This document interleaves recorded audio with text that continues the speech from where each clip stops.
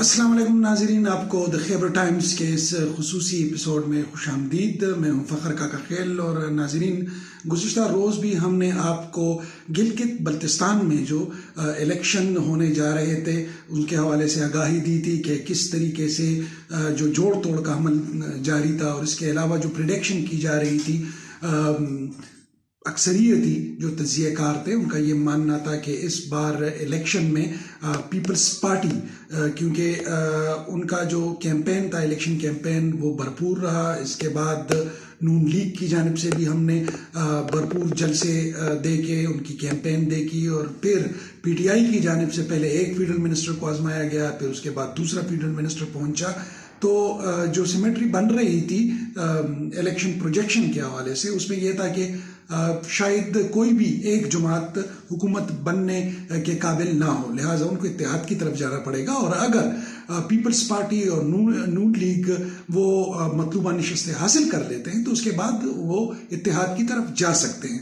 لیکن آج جو نتائج آتے گئے، اور اس وقت ہمارے پاس 23 حلقوں میں سے حتمی لیکن غیر سرکاری نتائج ہمارے ساتھ موجود ہیں، اور اس کے مطابق آزاد اراکین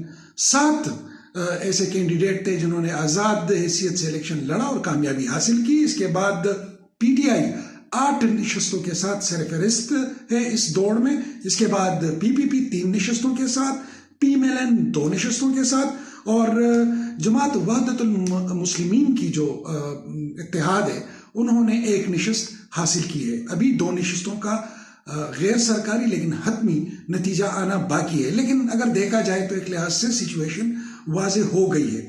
اب ہم آپ کو بتائیں گے کہ ہوا کیا ہے، کہانی کیا ہے اس میں۔ ایکچولی کل بھی ہم نے، اگر آپ کل کا ویلاگ پڑھ لیں جو موجود ہے دی خیبر ٹائمز کی آفیشیل ویب سائٹ کے اوپر یوٹیوب، اس میں بھی ہم نے ذکر کیا تھا کہ پی ٹی آئی نے اس دفعہ الیکٹیبلز کا سہارا لیا، جس طرح ملک کے اندر انہوں نے الیکٹیبلز کا سہارا لیا، اور اس کے بعد انہوں نے گلگت بلتستان میں بھی، یعنی جو ان کے درینہ کارکن تھے یا جو مقامی رہنما تھے، ان کو ٹکٹ نہیں دیے، اور اس کی بجائے جس کا الزام نون لیگ نے بھی لگایا کہ کچھ لوٹے، بقول ان کے مریم نواز کے کچھ لوٹے پی ٹی آئی میں آ گئے، لیکن الیکٹیبلز تو الیکٹیبلز ہوتے ہیں۔ تو اس دفعہ یہ بھی ایک اہم فیکٹر تھا کہ پی ٹی آئی نے یہ نشستیں حاصل کری۔ ویسے اگر مجموعی طور پر دیکھا جائے تو آزاد کشمیر میں اور گلگت میں یہ تو وہ ریجن ہے کہ جہاں پر ملک کے اندر، یعنی پاکستان کے اندر کسی کی حکومت ہوتی ہے تو عموماً جو وہاں جماعتیں حکومت بناتی ہیں وہ اسی کی جو جماعتیں ہیں، چاہے نون لیگ، آج کل آپ دیکھ رہے ہیں جو آزاد کشمیر کی حکومت ہے یہ نون لیگ کے دور میں بنی تھی، کیونکہ پاکستان کے اندر نون لیگ کی حکومت تھی، اس لیے آزاد کشمیر کے اندر بھی نون لیگ کی حکومت تھی، اور اس سے قبل گلگت بلتستان میں بھی چونکہ نون لیگ کی حکومت پاکستان میں تھی، اس وجہ سے گلگت بلتستان میں بھی نون لیگ کی حکومت تھی۔ لیکن اب چونکہ مرکز میں پی ٹی آئی کی حکومت ہے تو یہ ایک ذہن میں آنے والی بات ہے کہ الیکٹیبلز پلس جو ووٹر کا رجحان ہوتا ہے وہ اسلام آباد کی طرف دیکھتے ہیں کہ تخت اسلام آباد پر کون براجمان ہے، لہٰذا وہ ایک ویو بن جاتی ہے۔ تو اطلاعات تو بہت ساری ہیں، شکایتیں بہت ساری ہیں نون لیگ کی طرف سے بھی، پیپلز پارٹی کی طرف سے بھی، کہ گزشتہ الیکشن کی طرح، جنرل الیکشن جو پاکستان میں ہوئے تھے اس کی طرح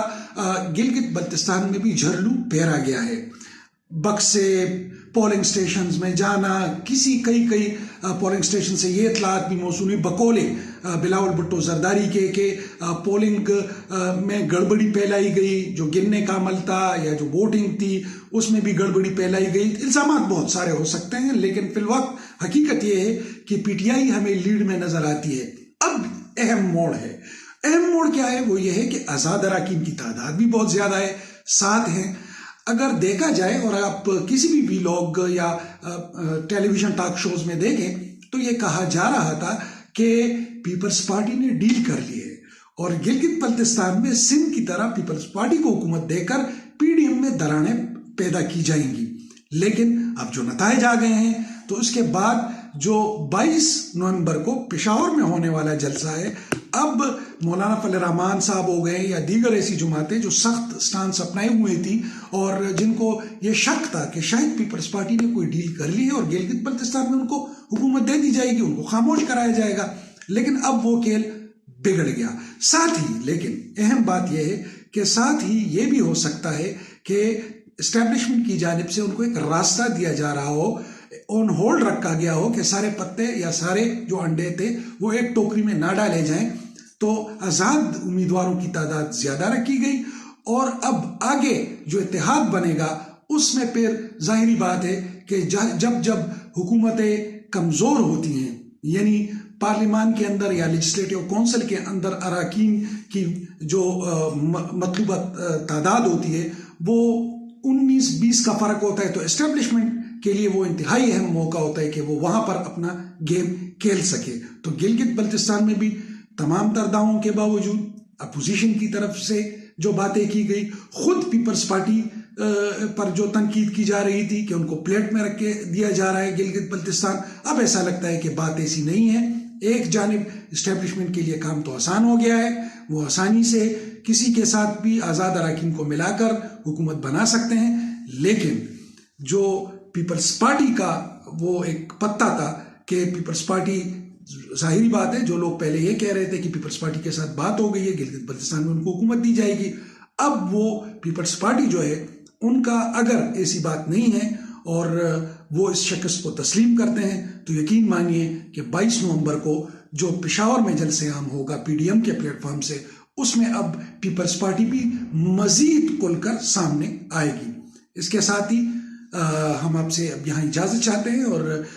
آئندہ کے ویلاگ تک کے لیے اللہ حافظ.